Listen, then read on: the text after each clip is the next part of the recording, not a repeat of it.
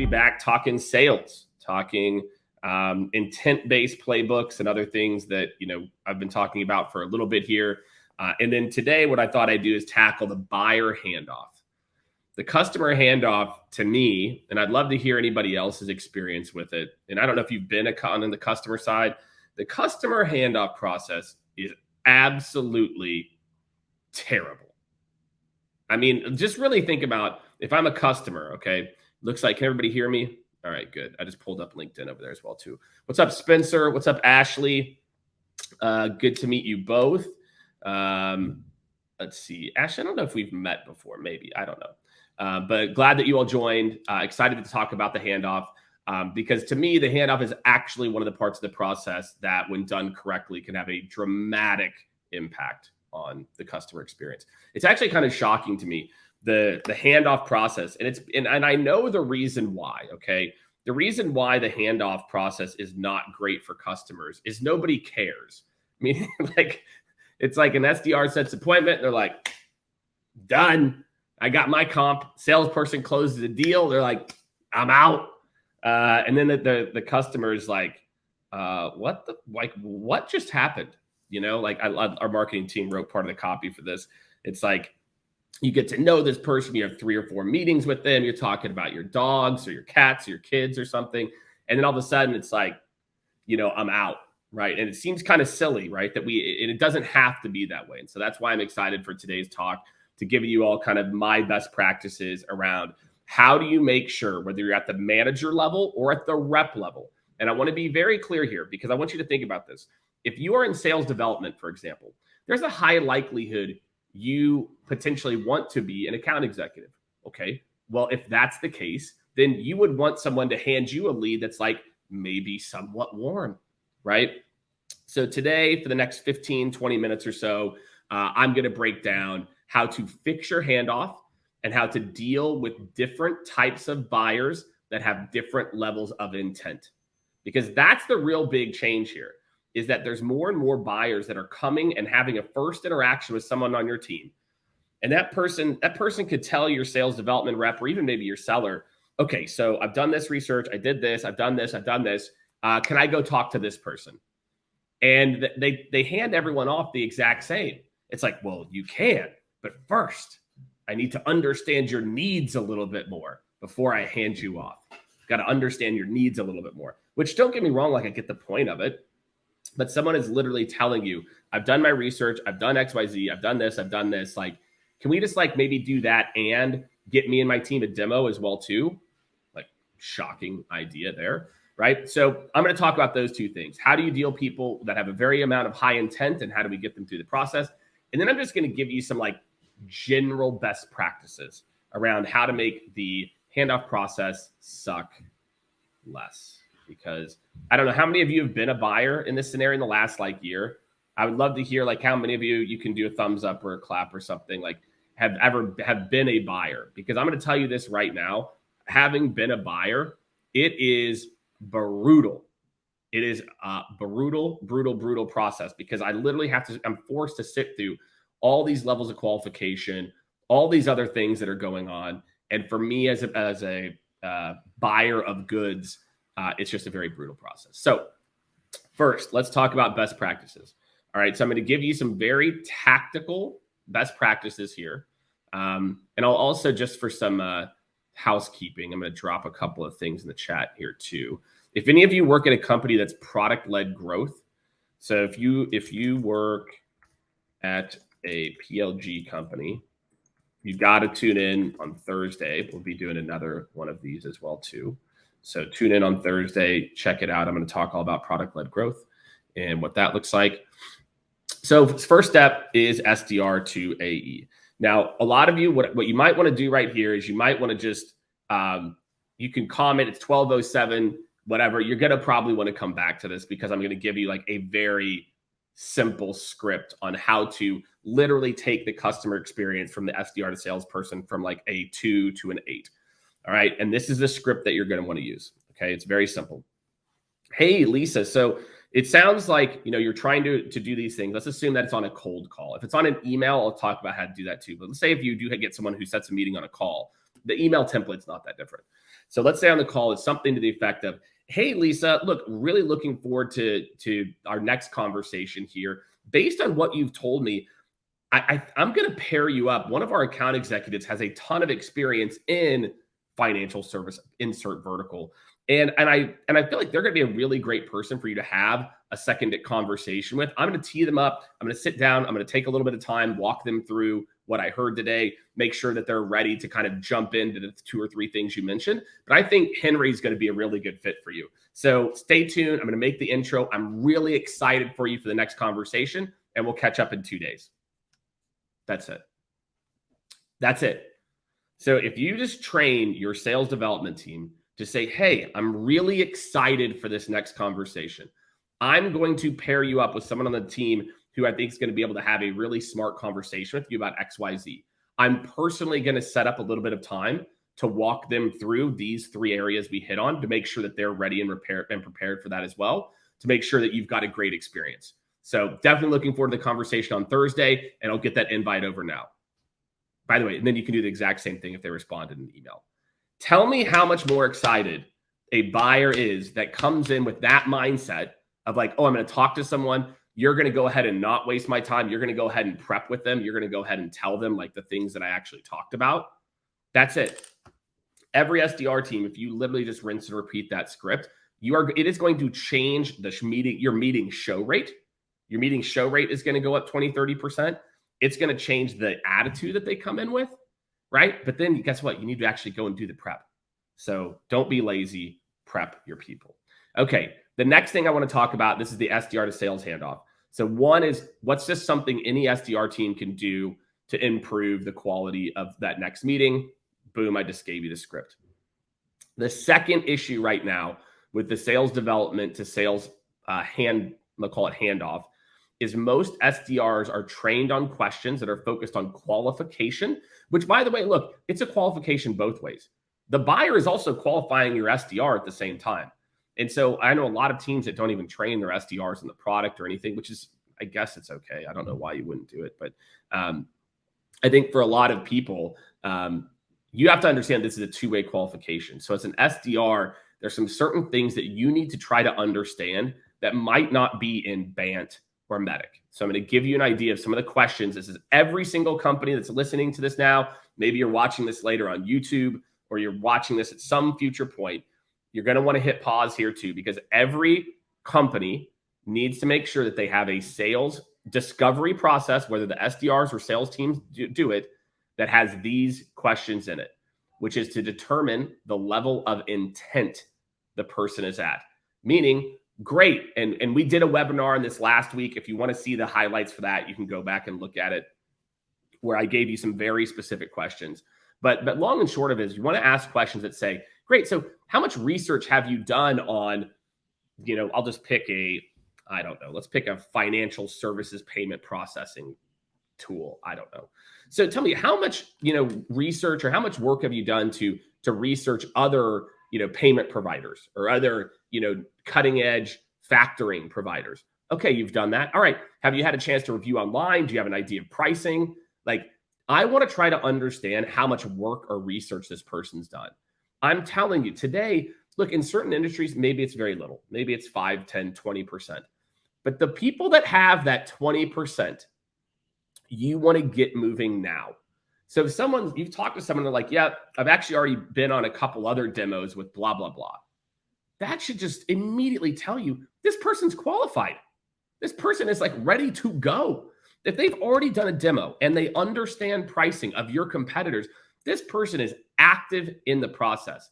And so similar to how I gave you the one script for SDRs, here's how you're going to handle those people. So with anybody that you get, you're going to use the first script I gave you. This is where you're going to use a second script. Okay, so here's what I heard, Jane. It sounds like you've evaluated 2 competitors. Awesome. You've done this research, and I heard these other things. Typically, when I talk to buyers at this stage, it means, look, they're ready for a demo. They're ready to get other senior leaders involved to potentially fast track this and make sure that they find the right solutions for themselves. Does that fit you? Yes, it does. Well, great. So here's what I'm going to do. I'm going to set you up with a quick intro call with Tyler on my team. Tyler's an expert at blah, blah, blah, blah, blah. So you're going to love that conversation. I'm going to catch him up. And then really quickly after, typically Tyler will want to probably set up a meeting with you. And you mentioned Linda is going to be the person who signs off. So probably in the next like 4 or 5 days, if you want to soft circle some times and send those over, that would be great. That's it. Imagine how much an AE will love you is if you set the first meeting and you say, just so you know what's going to happen next, is companies that are like you, that are ready and have looked at solutions, are probably going to want to move quicker. So once you two get a chance to meet, then most likely we're going to loop in Linda. Does that work for you, Jane? Boom. 2 meetings booked in 1. So again, we have to try to understand the level of intent, right? That no matter what, the handoff can be better no matter what. But if you don't understand intent, you're missing an opportunity to push a deal faster, as opposed to saying, okay, I set up a meeting with you and so, then Tyler's got to do all the work. Why not just literally tell them, hey, once we have this quick get to know, then we'll usually loop in other people. Does that work for you? I'm telling you, you do those 2 things I just told you. You're going to have more people show up. You're going to get that second or that third meeting with the end decision maker or the end users exponentially faster. And so for all of you that are trying to increase your number of qualified late stage meetings, it is stupid stuff like what I'm mentioning now that could be shooting you in the foot. That more and more people need to realize that handoff process sets the tone. Like Spencer put it in here. Spencer T. I usually get medicked or banted to death. It's kind of crazy to me that we continue to follow a lot of these methodologies like they're the only show in town. So I hope all of you from this, that SDR to sales handoff, understand intent. Where's this person at? If they say that they have done the research, make sure your SDRs are trained to say, typically, then I'm going to introduce you to Tyler. You're going to be excited. He's the man. He knows everything, blah, blah, blah. And within the next 2 or 3 days, we'll probably want to loop in. You mentioned Linda would obviously sign off if this is something you're trying to move fast on. Boom. Tell me, and go ahead, tag your AE leader, tag whoever. There's not a single person, there's not a single AE that would not be excited about this, that would not be excited about this type of handoff. So I want you all to think about that as a part of it. Next, I'm going to spend the last like 10, 15 minutes here talking a little bit about the idea of what happens to close the deal. This is the other area that, again, salespeople actually slow deals down and don't even know it. So I'll say that again. Many times sales team members think they are speeding deals up, but because they aren't thinking about the handoff, they're slowing deals down. So I'll give you an example of what I mean. What we have seen historically is the teams that do the best job of explaining the next steps. They don't try to just brush it under the rug. They're not like, oh, I'm going to put you in touch with our world-class customer success team. And then they're like, okay. And I've got a blind faith, trust you. The best of the best people around the handoff toward the end of the deal, they actively talk about it. So they actively start to say things like, great, so let's talk about our implementation plan. So typically our team's going to handle the project management and taking care of it. I'll probably loop in Stacy. She's most likely going to be the account manager. I'm actually pretty shocked right now how few sales reps are bringing the account manager into the last call. Just bring them in, let them hear it. Let them hear the whole recap. So again, this used to be whenever we were full cycle reps, you didn't have to do this because you already had to do all this stuff. So I want you to just think about that. From a sales team, can you bring in that account manager on like the final call or the final proposal call? It makes the buyer feel more comfortable. You let Stacy talk and you let her like talk about this is what goes into implementation. So again, if you want a great handoff from sales to CS, talk about the implementation early, because I'm telling you, the number one way that many of you lose deals, and this is just the truth in sales. We lose to no decision. That means they purchase nothing more than we ever lose to the competition. And quite a bit of the time that we lose to no decision is because they get in a room that you're not in and they go, who's going to implement this? Like, what's this going to look like? Do we have time for this? And the person who's the main advocate or whoever's like, I don't know. I don't think so, but I don't have time for it. And so if you're in sales and you want to create a great handoff to CS, talk about the implementation up front. Again, understand, and again, we talked to a lot of sales team about this, but I'll say this again if you haven't heard me talk about it. The goal of a company, not a sales rep, is to create power users. If you as a sales rep start to re-engineer your mind that your job, I'm going to type this in. This is going to be good. Sales person's job, create power users. If you take this mindset and you have this idea that my job, and you make sure that they like it's real and you believe it, is I cannot tell you enough how much this will impact your mindset, how much this will impact people wanting to do business with you. If as a seller, you're like, look, here's our implementation. I want to make sure that you all are wildly successful. And so here's what that's like. Here's what my team's going to do. Hopefully you can introduce them ahead of time. That's great as well. But if you change your mind that my intent is to help to make sure they actually use the product, it doesn't mean you're going to have to spend a ton of extra time. Maybe you check in every once in a while to make sure that they're really successful. And so that's it. This one, is not something that actually needs to be overthought too much. So I'm just going to do a quick recap. We'll let everyone get back to their Tuesday. And I'm going to go grab some lunch. So recap number 1, your SDR to sales handoff, 2 parts. 1, every SDR needs to be trained how to identify intent, how much research the person's done, how much they know the competition, how much they know pricing. Guess what? Medic doesn't tell you how to do that. BANT doesn't tell you how to do that either. Okay. Number 2, every SDR before they hang up or before they send the email needs to say, wow, I am really looking forward to this next conversation for you. I'm going to put you in touch with one of the people on my team who I know knows a lot about X. They'll do a quick call with you, really understand. I'm going to walk them through this. So this isn't going to be another one of those meetings where you've got to say the exact same things. I'm going to make sure you're taken care of. And then if that goes well, then typically they'll probably want to set up a demo with a broader team. So just so you're aware that that's usually the next step. So looking forward to the conversation, Amy. That's it. Every SDR, spend the extra 15 to 20 seconds to get more of your meetings to show and to get people more excited. On the flip side, my 2 for you are, if you are in sales, talk about implementation early. The sooner you talk about it, because again, you understand, if you ask the question to the buyer and you say, when do you need to see results by? How often do salespeople ask that question? When do you need to see results by? Then I can put together the plan that says, okay, well, we'll sign here. But more importantly for you, here's the implementation. And here's about whenever you should get to, those results, which goes to part 2. Think like your goal in sales is to create power users. Because at the end of the day, that's what's both best for the company and best for your prospect. If you've got people who enjoy the product, they use the product, etc. So those are my 4. If you want to make your buyers not hate your sales handoffs, make your teammates look good. Tell them it's going to be a good conversation. They're excited. Loop them in early to the process whenever you can. It's a little bit easier on the customer success or account management side. And again, I really want a lot of you out there to think about this concept of intent-based. At each point, how ready is this person to buy? And am I fast-tracking those people who are really, really ready and getting them the information they need to make an educated decision?